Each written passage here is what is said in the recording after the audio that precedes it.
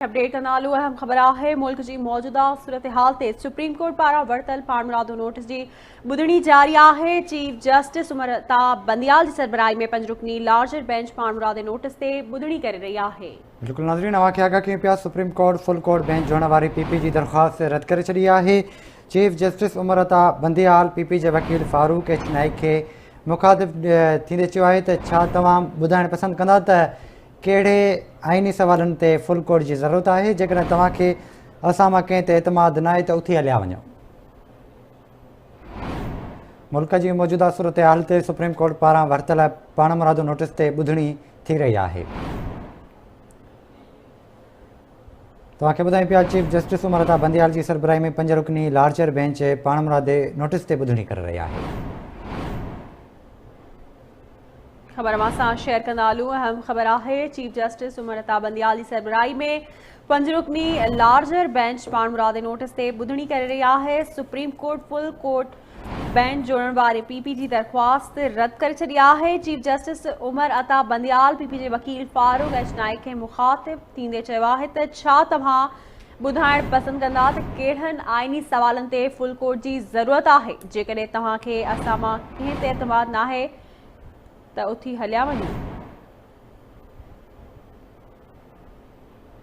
तफ़सील मालूम कंदासीं सुभान खोसो खान जी। सुभान अपडेट कजो।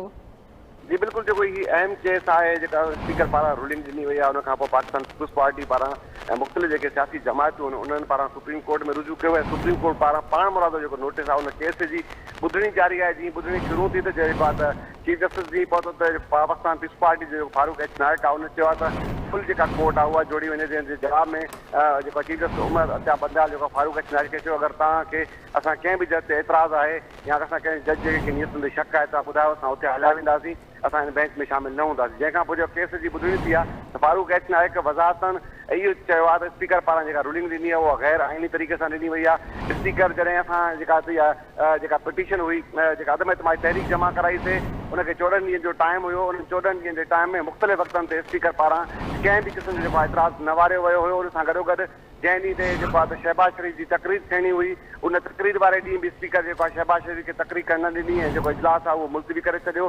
कंहिं बि वक़्तनि ते किथे बि जेको आहे स्पीकर पारां इहो न चयो वियो त हुननि खे कंहिं ॻाल्हि ते एतराज़ आहे या कंहिं साज़िश जो किथे बि हुन ज़िक्र न कयो। पर आइन टाइम ते जेको आहे जीअं इजलास शुरू थियो कंहिंखे बि न ॿुधो वियो। अपोजिशन जमातनि जे कंहिं बि अॻवान खे न ॿुधो वियो, न कंहिंखे तकरीर कराई वई। अपोजिशन सिर्फ़ु जेको आहे फवाद चौधरी अची करे एतराज़ वारिया। उन एतराज़ में जेको आहे स्पीकर रूलिंग ॾिनी आहे जेका गैर आइनी आहे, जेका केस जी ॿुधणी आहे उहा हिन वक़्तु जी जारी आहे। कि जेका ॿुधणी खां पहिरियां शहबाज शरीफ़ सां गॾोगॾु जेको असद महमूद आहे जेको मौलाना फज़ल रहमान जो पुटु आहे उन सां गॾु पीपुल्स पार्टी जा जेके ॿिया अहम अॻवान आहिनि ऐं उन सां हुकूमती जेके जमात जा अॻवान आहिनि जा वकील आहिनि उहे मौजूदु आहिनि। पर हींअर कुझु वक़्तु पहिरियां जेको आहे शहबाज शरीफ़ जेको आहे कोर्ट रूम खां निकिरी करे हलियो वियो आहे। साफ़ जेको आहे शहबाज शरीफ़ सां ॻाल्हाइण जी कोशिशि बि कई पर हुन कुझु बि न ॻाल्हायो। शहबाज शरीफ़ हलियो वियो आहे। जेका केस जी ॿुधणी आहे उहा अञा ताईं जारी आहे। जी ठीक है सुभान, वॾी महिरबानी अवां जी तफ़सील खां आगाह करण लाइ।